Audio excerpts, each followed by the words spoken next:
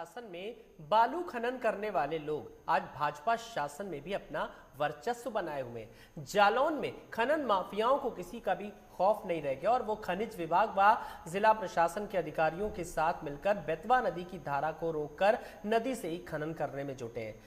SPP construction नाम की company Baghauli के खंड संख्या 5A में अवैध तरीके के खनन करने में लगी है।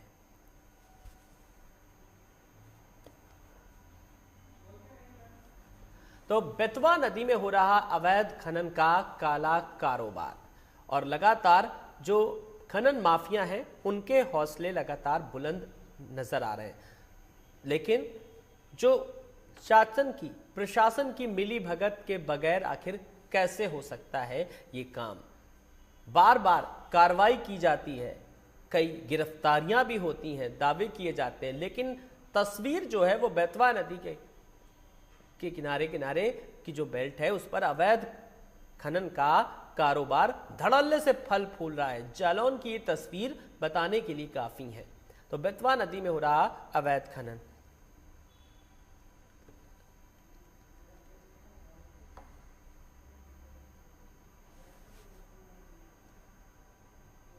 तो एसबीपी कंस्ट्रक्शन नाम की कंपनी बघौली के खंड संख्या 5A में अवैध तरीके से खनन करने में हमारे साथ जुड़ गए अनुज। बेतवा नदी पर जो हो रहा अवैध खनन किसकी मिलीभगत से हो रहा है? देखिए, बिल्कुल बता दूं कि जिस तरीके से बुंदेलखंड अवैध खनन के लिए और मोरम बालू के लिए जाना जाता है कि यहाँ पर जालौन में लगातार प्रशासनिक अधिकारियों की अनदेखी और खनिज विभाग की मिलीभगत से ये लगातार अवैध खनन का काम चल रहा है। ये बघौली गांव पड़ता है जो कि बेतवा नदी किनारे बसा हुआ है।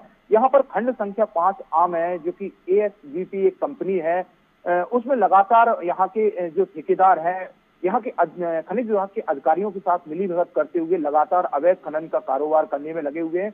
जबकि बता दें कि शासन और एनजीटी और सुप्रीम कोर्ट की गाइडलाइन है कि किसी भी प्रकार का अवैध खनन ना किया जाए और कोई भी अवैध खनन करता है तो उसके खिलाफ सख्त कार्रवाई की जाए। लेकिन यहाँ पर प्रशासनिक अधिकारियों की मिलीभगत, साथ ही खनिज विभाग की जो टीमें बनी हुई हैं उनकी मिलीभगत से ये लगातार पिछले 3 साल से अवैध खनन का काम जोरों पर चल रहा है। बता दें कि प्रधानमंत्री नरेंद्र मोदी ने 20 फरवरी को एक रैली की थी 2017 में जब चुनाव चल रहे थे, तो उन्होंने स्पष्ट कहा था कि बुंदेलखंड जो कि अवैध खनन यहाँ पर सपा शासन काल में लगातार हो रहा है, इस पर कहीं ना कहीं रोकथाम के लिए प्रयास किए जाएंगे। साथ ही जो सैटेलाइट के थ्रू यहाँ पर हम निगरानी रखेंगे, लेकिन इस तरीके की कोई यहाँ पर प्रक्रिया दिखाई नहीं दे रही है और लगातार यहाँ पर मानक के अनुरूप जो कार्य होना चाहिए उस हिसाब से काम ना होकर यहाँ पर लगातार अवैध खनन हो रहा है और करोड़ों का जो राजस्व की हानि सरकार को यहाँ के प्रशासनिक अधिकारी और खनिज विभाग के अधिकारी मिलकर दे रहे हैं।